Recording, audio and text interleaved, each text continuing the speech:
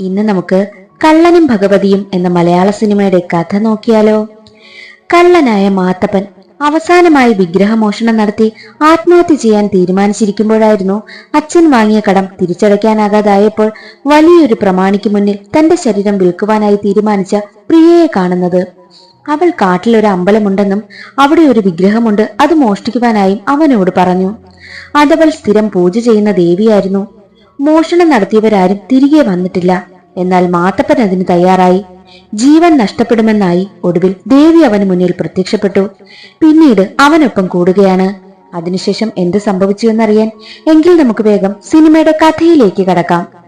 സിനിമയുടെ തുടക്കത്തിൽ ക്രിസ്മസ് ഒരുക്കങ്ങളൊക്കെ നടക്കുന്ന ഒരു പള്ളിയാണ് കാണിക്കുന്നത്. അതിനുശേഷം ആ നാട്ടിലെ ഒരമ്പലത്തിന്റെ പുനഃപ്രതിഷ്ഠയുടെ ഭാഗമായി പിരിവൊക്കെ കഴിഞ്ഞെത്തുകയാണ് മാഷും കൂട്ടരും. മാഷിനോടവർ മാത്തപ്പന്റെ കാര്യമോ എന്ന് ചോദിക്കുമ്പോൾ മാഷ് അതിന് മറുപടി നൽകില്ല. അതിനുശേഷം മാത്തപ്പനെ കാണിക്കുന്നു. ഈ മാത്തപ്പൻ ഒരു കള്ളനാണ്. ചന്തയിലെത്തി ചിക്കനൊക്കെ വാങ്ങി വീട്ടിലെത്തി ആഹാരവും കഴിച്ച മാത്തപ്പനാണെങ്കിലോ ഒരു ആത്മഹത്യാക്കുറിപ്പ് എഴുതുകയാണ്. അപമാനവും നാണക്കേടുമായി അവന് ജീവിച്ചു മടുത്തു. അവസാനമായി ഒരു മോഷണം നടത്താൻ പോവുകയാണ് കൃഷ്ണക്ഷേത്രത്തിൽ. അതും വർക്കൗട്ട് ആയില്ലേ, ഞാൻ ആത്മഹത്യ ചെയ്യുമെന്നായിരുന്നു അതിൽ. അതേസമയം കുറച്ച് പോലീസുകാരവിടെ എത്തി ക്രിസ്മസ് ദിനത്തിൽ മാത്തപ്പൻ പ്രശ്നമൊന്നും ഉണ്ടാക്കരുതെന്ന് വിരട്ടിയിട്ട് പോവുകയാണ്. മാത്തപ്പന്റെ അച്ഛനും അമ്മയും കുട്ടിക്കാലത്തെ മരിച്ചു. അനാഥനെ പോലെയാണ് മാത്തപ്പൻ വളർന്നതുമെല്ലാം.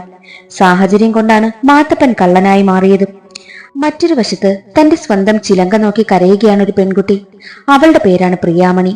പ്രിയ തന്റെ ഇഷ്ടദൈവത്തിന് എന്നും മുല്ലപ്പൂമാല കെട്ടിയിടുമായിരുന്നു. എന്നാൽ ഇന്നാ മുല്ലപ്പൂ അവൾ രാത്രിയിൽ തലയിൽ ചൂടുകയാണ്. ദൈവത്തിനെ നോക്കി അവൾ ഒരുപാട് കരയും. അവളൊരു നർത്തകി കൂടിയായിരുന്നു. അപ്പോൾ പ്രിയയെ കൊണ്ടുപോകാനായി ഒരു ഓട്ടോ വരും.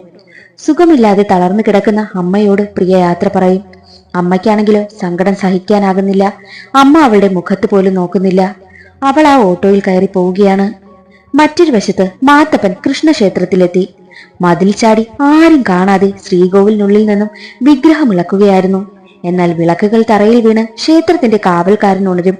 മാത്തപ്പൻ ഇറങ്ങി ഓടി ചെന്നപ്പെട്ടത് കരോളിന്റെ കൂട്ടത്തിലായിരുന്നു. മാത്തപ്പൻ ഓടും, പിന്നാലെ അവരും. ഓട്ടോയിൽ പോവുകയായിരുന്ന പ്രിയ തന്റെ കുട്ടിക്കാലത്തെ പറ്റി ഓർക്കുകയാണ്.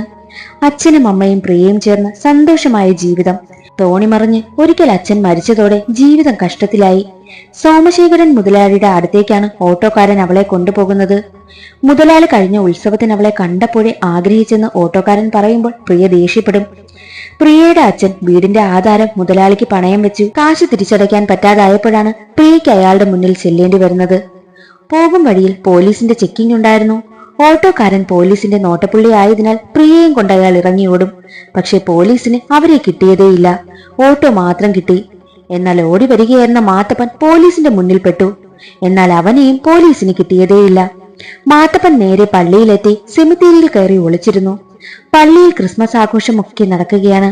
എന്നാൽ സെമിത്തേരിയിൽ വെച്ച് മാത്തപ്പൻ എന്തോ കണ്ട് പേടിക്കും. അത് പ്രിയയായിരുന്നു. പ്രിയയും സെമിത്തേരിയിൽ ഒളിച്ചിരിക്കുകയായിരുന്നു. പ്രിയ പൂവ് ചൂടി ഒരുങ്ങി നിന്നപ്പോൾ മോശമായ പെണ്ണാണെന്ന് അവൻ കരുതി.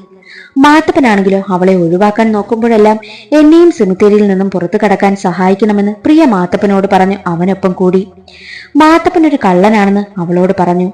തന്നെ പുറത്തു കടക്കാൻ സഹായിച്ചില്ലേൽ മാത്തപ്പനെ നാട്ടുകാർക്ക് മുന്നിൽ ഒറ്റിക്കൊടുക്കുമെന്ന് പ്രിയ ഭീഷണിപ്പെടുത്തി.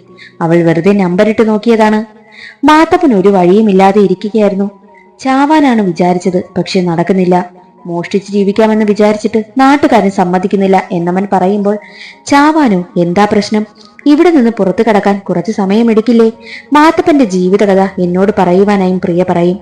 അങ്ങനെ മാത്തപ്പൻ തന്റെ കഥ പറയുകയാണ്. ഇതുപോലൊരു ക്രിസ്മസ് ദിവസമാണ് മാത്തപ്പൻ ജനിച്ചത്. അച്ഛനും അമ്മയ്ക്കും അവനെ ഒരുപാട് ഇഷ്ടമായിരുന്നു. അങ്ങനെ ജീവിതം സന്തോഷമായി മുന്നോട്ടു പോകവേ ഒരിക്കൽ മാത്തപ്പന്റെ അച്ഛന്റെ സഹോദരിയും കുടുംബവും വീട്ടിലേക്ക് വന്നു. അളിയനാണെങ്കിലോ അച്ഛനെ മനഃപൂർവ്വം കുടിപ്പിക്കുവാനായും തുടങ്ങി. അങ്ങനെ അച്ഛനെ കൊണ്ട് അമ്മയിൽ നിന്നും വീടിന്റെയും വസ്തുവിന്റെയും പ്രമാണം വാങ്ങി അവർക്ക് നൽകി. അച്ഛനെ മുഴുക്കുടിയനാക്കി. അച്ഛന്റെ സ്വഭാവവും മാറി തുടങ്ങി. മാത്തപ്പനോടും അമ്മയോടും വല്ലാത്ത ദേഷ്യമായി. അച്ഛനെ കൊണ്ട് അയാൾ കടമൊക്കെ വാങ്ങിപ്പിച്ചു. കടക്കാർ വീട്ടിൽ പ്രശ്നമുണ്ടാക്കി തുടങ്ങി. ദാരിദ്ര്യവും പട്ടിണിയുമായി. ഒരിക്കൽ അച്ഛനൊരു കോഴിയുമായി വീട്ടിൽ വന്നു. അടുത്ത ദിവസം തൂങ്ങി മരിച്ചു നിൽക്കുന്ന അച്ഛനെയും അമ്മയെയുമാണ് ഞാൻ കണ്ടതെന്ന് മാത്തപ്പൻ പറയും. എന്നാൽ ആ ബന്ധു മാത്തപ്പൻ അവരുടെ വീട് നൽകി എന്ന് പറയുന്നത് കേട്ട പ്രിയ, സ്വന്തമായി വീടില്ലേ, പിന്നെന്തിനാ മരിക്കാൻ നോക്കുന്നത് എന്ന് ചോദിക്കുമ്പോൾ, വീട് മാത്രമല്ല മകളെയും കെട്ടിച്ചു തരാമെന്ന് പറഞ്ഞു. എന്നെ മാംഗല്യ പൂജയ്ക്ക് ഒരു തീർത്ഥാടന യാത്രയ്ക്ക് അയച്ചിട്ട് മകളെ അയാൾ ഒരു പണക്കാരനെ കൊണ്ട് കെട്ടിച്ചു എന്ന് പറയുന്നത് കേട്ട് പ്രിയ പൊട്ടിച്ചിരിച്ചു. രാത്രിയായതിനാൽ വീട്ടിലേക്ക് ആക്കിത്തരാം, ആദ്യമായല്ലേ ഒരാൾ മാത്തപ്പന്റെ കഥ കേട്ടത് എന്ന് പറഞ്ഞ് അവനാണെങ്കിൽ പ്രിയയോടൊപ്പം നടന്നു. രണ്ടാളും രണ്ടു വഴിയെ പോകാനായി ഒരുങ്ങുമ്പോൾ പ്രിയ മാത്തപ്പനെ വിളിച്ചിട്ട്, ഇനി മരിക്കാനാണോ പ്ലാൻ എന്ന് ചോദിക്കുമ്പോൾ അതേ എന്നവൻ പറയും. ജീവിക്കാൻ ആഗ്രഹമുണ്ടെങ്കിൽ ഒരു വഴി ഞാൻ പറഞ്ഞു തരാം. ശതാവരി പുഴയുടെ അക്കരെ ഉൾവനത്തിനകത്ത് ഒരു ദുർഗാദേവി ക്ഷേത്രമുണ്ട്. വർഷത്തിലൊരിക്കൽ മാത്രമാണ് അവിടെ നട തുറക്കുന്നത്. ഒരു സുന്ദരി യക്ഷി ക്ഷേത്രം. അതിപ്പോൾ ഇടിഞ്ഞു പൊളിഞ്ഞു കിടക്കുകയാ. ആ വിഗ്രഹം എടുത്ത് വിൽക്ക്, രക്ഷപ്പെട്. ഇന്നലെ വരെ ഞാൻ മുടങ്ങാതെ പ്രാർത്ഥിച്ച ദേവിയ എന്ന് പ്രിയ പറയും. അത് കേട്ടതും സ്വന്തം ഭഗവതിയെയാണോ മോഷ്ടിക്കാൻ പറയുന്നതെന്ന് മാത്തപ്പൻ ചോദിക്കും. വിഗ്രഹം എടുക്കാൻ ശ്രമിച്ചവരാരും ഇന്ന് ജീവിച്ചിരിപ്പില്ല, അതുകൊണ്ട് ആലോചിച്ച് ചെയ്യണം, വിവരം എന്നെ അറിയിക്കണമെന്നും പ്രിയ പറഞ്ഞു. ചാവാൻ തീരുമാനിച്ചവൻ എന്താലോചിക്കാനെന്ന് പറഞ്ഞുകൊണ്ട് മാത്തപ്പനാണെങ്കിലോ ശതാവരി പുഴയുടെ തീരത്തേക്കെത്തി. അവൻ ഉടനെ തന്നെ പുഴയിലേക്ക് എടുത്ത് ചാടി. അക്കരെ എത്തി കാടിനുള്ളിലേക്ക് കടന്നു. കാടിനുള്ളിലൂടെ നടന്നു പോകുമ്പോൾ നല്ല കാറ്റൊക്കെ അടിക്കുന്നുണ്ട്. അവൻ അതൊന്നും ശ്രദ്ധിക്കാതെ അമ്പലത്തിന് മുന്നിലെത്തി. അമ്പലത്തിനുള്ളിൽ വിഗ്രഹം ഇരിക്കുന്നത് കണ്ടു. അവന് സന്തോഷമാവുകയാണ്. ഉടനെ തന്നെ അവൻ നട തുറന്ന് വിഗ്രഹം എടുക്കാനായി ശ്രമിക്കുമ്പോൾ അവിടെ ഒരു പാമ്പുണ്ടായിരുന്നു. ആ പാമ്പിനെ അവൻ ഓടിച്ചു കളഞ്ഞ് ഉടനെ തന്നെ വിഗ്രഹവും ഇളക്കി അവൻ ഓടുകയാണ്. വിഗ്രഹവും എടുത്ത് അവൻ പുഴയിലേക്ക് ചാടി നീന്തി രക്ഷപ്പെട്ട് അക്കരെ വരാനായി ശ്രമിക്കുമ്പോൾ പുഴയുടെ നടുവിൽ വെച്ച് അവനാണെങ്കിൽ പുഴയ്ക്കുള്ളിലേക്ക് താന്നു പോയി. വിഗ്രഹവും പോകുന്നുണ്ട്. എന്നാൽ പെട്ടെന്ന് തന്നെ രണ്ട് കൈകൾ അവനെ രക്ഷിക്കുകയാണ്. അവൻ കരയിലേക്കെത്തും. ബോധം പോയി കിടക്കുന്ന മാത്തപ്പനാണെങ്കിലോ ബോധം വന്ന് കണ്ണു തുറന്ന് നോക്കുമ്പോൾ കാണുന്നത് സുന്ദരിയായ ഒരു പെൺകുട്ടി അവിടെ ഇരിക്കുന്നതാണ്. അവൻ അത് ആരെന്ന് മനസ്സിലാകുന്നില്ല. ആരാണെന്ന് മാത്തപ്പൻ ചോദിക്കുമ്പോൾ ഞാൻ ഭഗവതിയാണെന്ന് പറയും.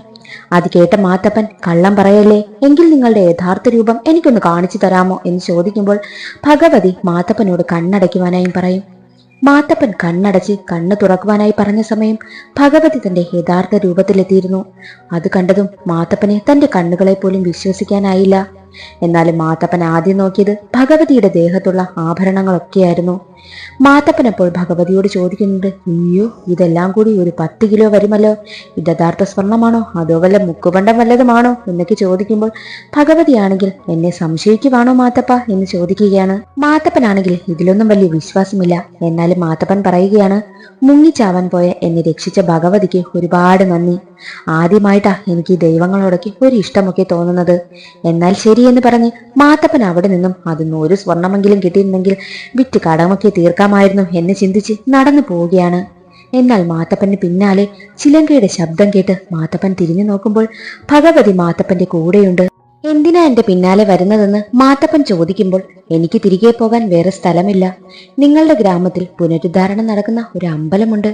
അവിടുത്തെ വിഗ്രഹത്തിൽ വിലയം പ്രാപിക്കേണ്ട ചൈതന്യമാണ് ഞാൻ.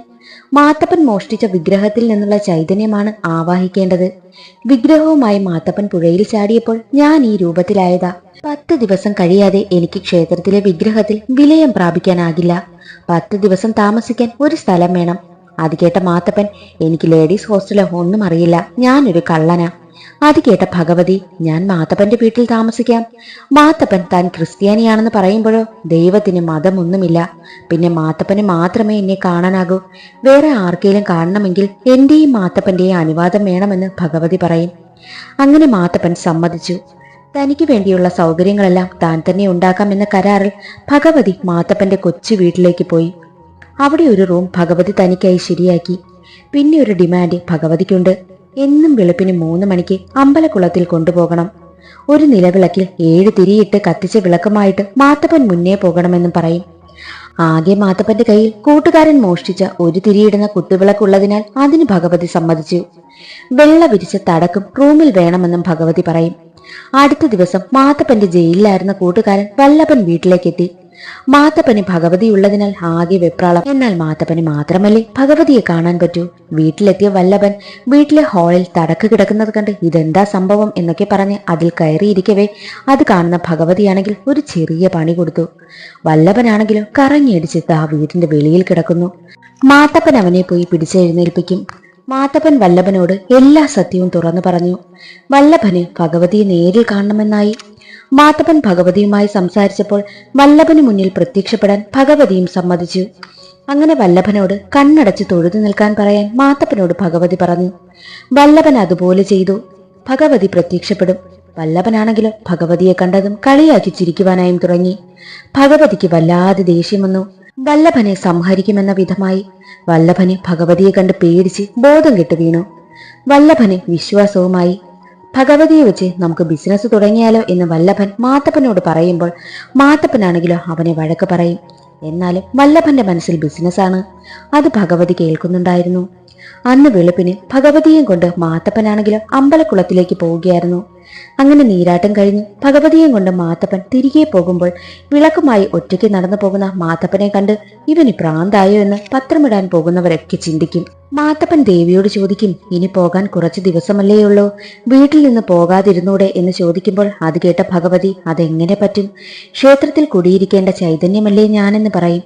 മാത്തപ്പന് നല്ല വിഷമമുണ്ട്. മറ്റൊരു വശത്ത് വല്ലഭനാണെങ്കിലും ഒരു സ്വാമിയുടെ അടുത്ത് ചെന്ന് എന്റെ കൂട്ടുകാരനോടൊപ്പം ഒരു പെണ്ണിന്റെ ബാധയുണ്ട്, അതിനെ എങ്ങനെയും പിടിച്ചു കെട്ടണം, അതിനെ ആവാഹിച്ച് എനിക്ക് തരണമെന്നും പറയും. അങ്ങനെ സ്വാമിയാണെങ്കിലും മാത്തപ്പന്റെ വീട്ടിലേക്ക് പുറപ്പെടും. ഭഗവതി എന്തോ കാര്യം ആലോചിച്ചിരിക്കുന്നത് കണ്ട് മാത്തപ്പൻ കാര്യം തിരക്കിയപ്പോൾ ഭഗവതി പറയും, ഇപ്പോൾ ഇവിടെ ഒരു രസം നടക്കും, കണ്ടോ എന്ന് പറയും. അപ്പോഴേക്കും സ്വാമി വീട്ടിലെത്തി. മാത്തപ്പനോട് ബാധയെ ഒഴിപ്പിക്കാനുണ്ടെന്ന് പറഞ്ഞ് അകത്തേക്ക് സ്വാമി കയറിപ്പോയി. കിട്ടുന്നത് വാങ്ങിക്കോ എന്ന മട്ടിൽ നിൽക്കുകയാണ് മാത്തപ്പൻ. അങ്ങനെ സ്വാമി അകത്തേക്ക് പോയി ആരെയും കണ്ടില്ല. പൂജയും തുടങ്ങി. പൂജ നടക്കവേ തന്നെ ഭഗവതിയാണെങ്കിൽ ഒരു ആത്മാവിന്റെ രൂപത്തിൽ അവരുടെ മുന്നിലേക്ക് പ്രത്യക്ഷപ്പെട്ടു. അവരെ വല്ലാതെ പേടിപ്പിച്ചു. എന്നാൽ മറ്റാരുടെയും കണ്ണിൽ ആ രൂപം കാണാൻ പറ്റുന്നില്ല. സ്വാമി പേടിച്ച് അവിടെ നിന്നും ഇറങ്ങിപ്പോയി. എന്താണ് സംഭവിക്കുന്നതെന്ന് സ്വാമിയുടെ കൂടെ വന്നവനോ പിന്നെ വല്ലഭനോ മാത്തപ്പനോ എന്നും മനസ്സിലാകുന്നതേയില്ല. ആകെ ഒരു കോമഡിയായി. ഭഗവതി അതോർത്ത് ചിരിക്കുകയും ചെയ്യുന്നുണ്ട്. അങ്ങനെയിരിക്കെ പ്രിയയുടെ അമ്മ ശ്വാസം മുട്ടുകൂടി ഹോസ്പിറ്റലിൽ അഡ്മിറ്റ് ആയിരിക്കുകയാണ്. വല്ലഭൻ എവിടെയോ തെന്നി വീണ് തല പൊട്ടിയതിനാൽ വല്ലഭനെയും കൊണ്ട് ഹോസ്പിറ്റലിൽ വന്ന മാത്തപ്പനാണെങ്കിലോ ഹോസ്പിറ്റലിൽ വെച്ച് പ്രിയയെ കാണുകയാണ്.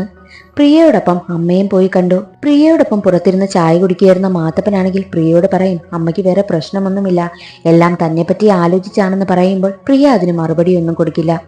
പ്രിയ മാത്തപ്പനോട് ചോദിക്കും, അന്ന് കണ്ടതിനേക്കാൾ ആള് നന്നായിട്ട് മാറിയിട്ടുണ്ടല്ലോ എന്നൊക്കെ പറയുമ്പോൾ മാത്തപ്പൻ ചിരിക്കുകയാണ് ചെയ്തത്. എന്നിട്ട് മാത്തപ്പനോട് ചോദിക്കും, എന്താ എന്റെ കഥകളൊന്നും തിരക്കാത്തത് എന്ന് ചോദിക്കുമ്പോൾ മാത്തപ്പൻ പറയും, അന്ന് നമ്മൾ ഒരുപാട് നേരം അടുത്തുണ്ടായിരുന്നല്ലോ, നേരം പോകുവാൻ വേണ്ടിയിട്ടല്ലേ എന്റെ കഥ ചോദിച്ചത്, അതുപോലെ എന്നെങ്കിലും ഒരിക്കൽ ഒരുപാട് സമയം നമ്മൾ ഒരുമിച്ചുണ്ടാകുമ്പോൾ തന്റെ കഥയും ഞാൻ ചോദിക്കാമെന്ന് മാത്തപ്പൻ പറഞ്ഞു. മാത്തപ്പനും പ്രിയയ്ക്കുമിടയിൽ ചെറിയൊരു കണക്ഷനൊക്കെ ഉണ്ടാവുകയാണ്. അങ്ങനെ അതൊക്കെ കഴിഞ്ഞ് വീട്ടിലെത്തി അടുക്കളയിൽ നിന്ന് ജോലി ചെയ്യുകയായിരുന്നു മാത്തപ്പൻ. അപ്പോൾ അവിടേക്ക് ഭഗവതി ചെല്ലുകയാണ്.